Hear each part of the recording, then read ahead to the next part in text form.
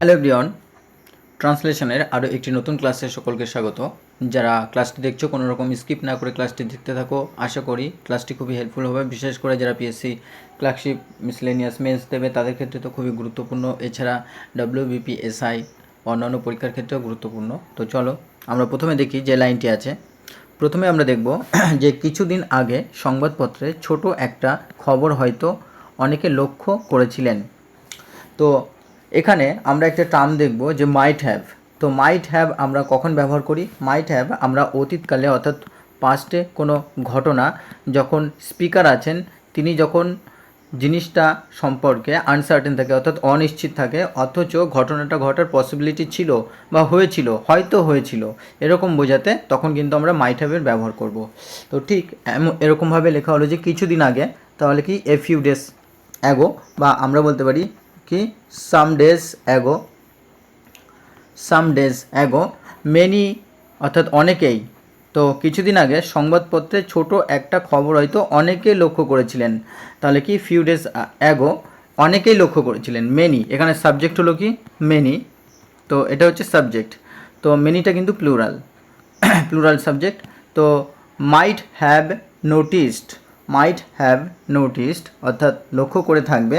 তো নোটিস বা আমরা বলতে পারি অবজার্ভড এ স্মল নিউজ, একটা ছোট্ট নিউজ বা এ স্মল নিউজ আইটেম, একটা ছোট্ট খবর অনেকে লক্ষ্য করে থাকবে ইন দ্য নিউজ পেপার অর্থাৎ সংবাদপত্রে। তো এইভাবে যদি আমরা ভেঙে ভেঙে এটাকে দেখি তাহলে কিন্তু আমরা খুব সহজেই লিখতে পারবো। তো এটা হচ্ছে অবজেক্ট, আর মাইট হ্যাভ নোটিসড এটা হচ্ছে ভার্ব ফ্রেজ। এখানে ইন দ্য নিউজ পেপার, কোথায়? নিউজ পেপারে দেখা গিয়েছিল। তো এটাকে আমরা লিখতে পারি যে some days ago many might have noticed, বা আমরা বলতে পারি মেনি মাইট হ্যাভ অবজার্ভড, বলতে পারি অবজার্ভড অর্থাৎ লক্ষ্য করে থাকবে, বা আমরা স্পটেড বলতে পারি, স্পটেড চিহ্নিত করে থাকবে, বা আমরা নর্মালি সিন বলতে পারি, বা আমরা রিকগনাইজ বলতে পারি, রিকগনাইজড চিহ্নিত করে থাকবে, বা আমরা বলতে পারি ডিটেক্টেড অর্থাৎ নির্ধারণ করে থাকবে। সুতরাং এই সমস্ত ওয়ার্ডগুলি তোমরা লিখে নেবে। আর নিউজ পেপার বা আমরা এখানে বলতে পারি যে জার্নালও বলতে পারি, জার্নাল, একটা জার্নালে বা একটা প্রেসে বলতে পারি প্রেস, বা আমরা একটা বুলেটিন বলতে পারি বুলেটিন, খবরের বা খবরের কাগজ বা সংবাদপত্রে। তো চলো আমরা পরের বাক্যটি দেখব। পরের বাক্যটি আছে আমাদের দেশের এক শহরে সাধারণ লোকের সততা পরীক্ষা করার জন্য এক জায়গায় কতগুলি সংবাদপত্র বিক্রির জন্য রেখে দেওয়া হয়। তাহলে আমাদের দেশের এক শহরে, তাহলে in a city of our country, আমাদের দেশের এক শহরে। তো এটা আমরা প্রথমে লিখলাম আমাদের দেশের এক শহরে, in a city of our country, আমাদের দেশের, বা ইন এ টাউন বলতে পারি, in a town of our city, বা in an urban area, in an urban area of our city বলতে পারি। টু টেস্ট অর্থাৎ পরীক্ষা করার জন্য the honesty of common people বা the honesty of general people, সাধারণ মানুষদের, এ ফিউ নিউজ পেপার্স অর্থাৎ কিছু নিউজ পেপার বা সাম নিউজ পেপার্স কি ওয়্যার কেপ্ট রাখা হয়েছিল। এটা কিন্তু প্যাসিভ ভয়েস, কি পাস্ট টেন্সের প্যাসিভ ভয়েস, সিম্পল পাস্ট টেন্সের প্যাসিভ ভয়েস। ওয়্যার কেপ্ট রাখা হয়েছিল অ্যাট এ প্লেস একটা জায়গায়, ফর সেল বিক্রির জন্য।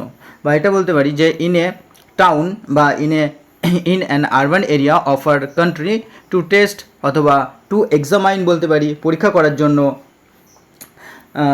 টু চেকও বলতে পারি, টু চেক বা টু এক্সামাইন, বা টু ইভালুয়েট, বা টু ট্রায়াল পরীক্ষার জন্য। কি দ্য অনেস্টি বলতে এখানে কি সততা, বা আমরা ইন্টিগ্রিটি বলতে পারি, ইন্টিগ্রিটি অর্থাৎ সততা, বা আমরা বলতে পারি সিনসিয়ারিটি, বা আমরা বলতে পারি ট্রুথফুলনেস, বা আমরা বলতে পারি প্রবিটি, কি প্রবিটি ন্যায়পরায়ণতা, বা আমরা বলতে পারি আপরাইটনেস, সততা। তো এইভাবে কিন্তু আমরা লিখতে পারি। আর একটা জায়গায় রেখে দেওয়া হয়েছিল at a place for sale, বিক্রয়ের জন্য।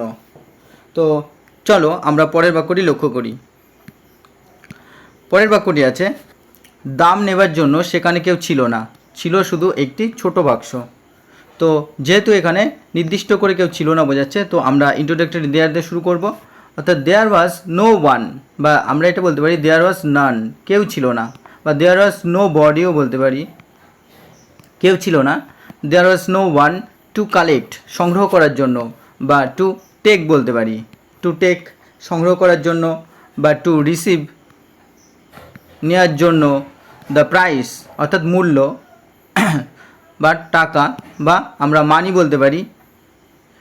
অনলি এ স্মল বক্স, কেবলমাত্র একটা ছোট্ট বাক্স, স্মল বক্স হচ্ছে আবার সাবজেক্ট, ওয়াজ প্লেসড রাখা হয়েছিল দেয়ার, সেখানে।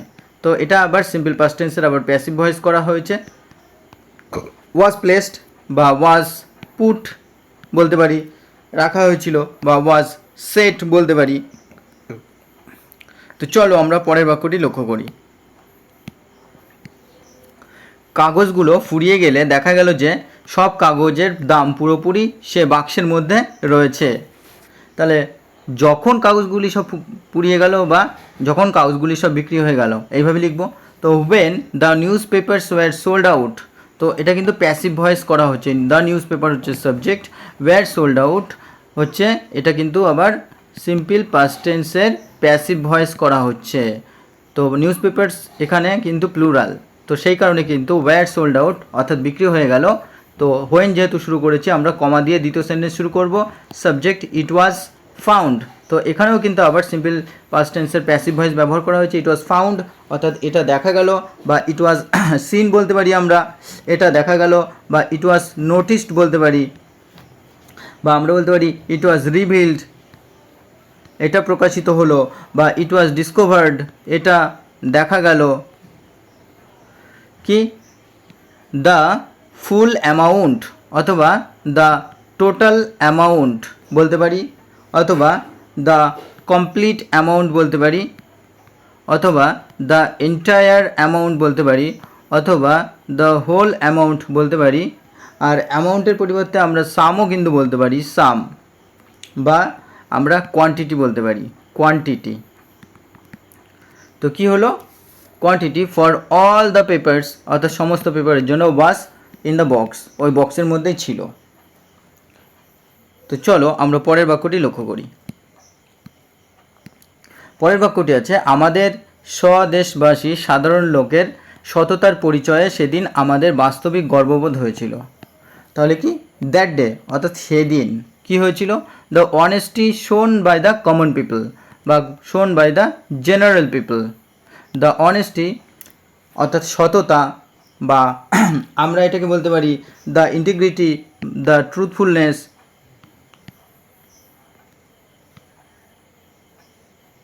দ্য ট্রুথফুলনেস, অথবা দ্য আপরাইটনেস, অথবা দ্য প্রবিটি বা আপরাইটনেস কি শোন, বা আমরা ভিউড বলতে পারি, ভিউড বাই দ্য পিপল, বা ডিসপ্লেড বলতে পারি,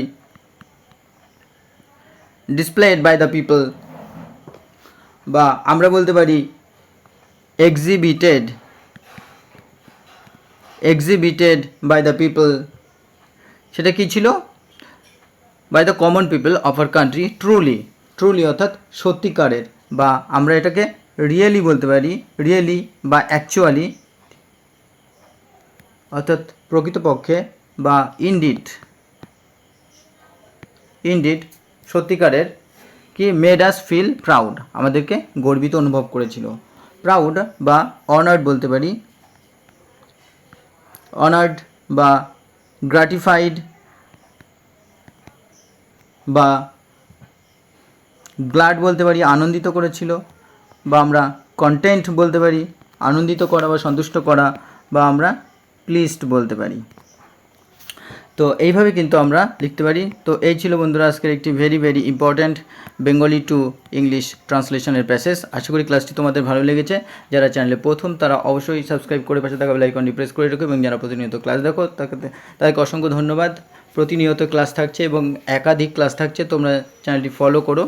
তো চলো দেখা হচ্ছে পরবর্তী ক্লাসে।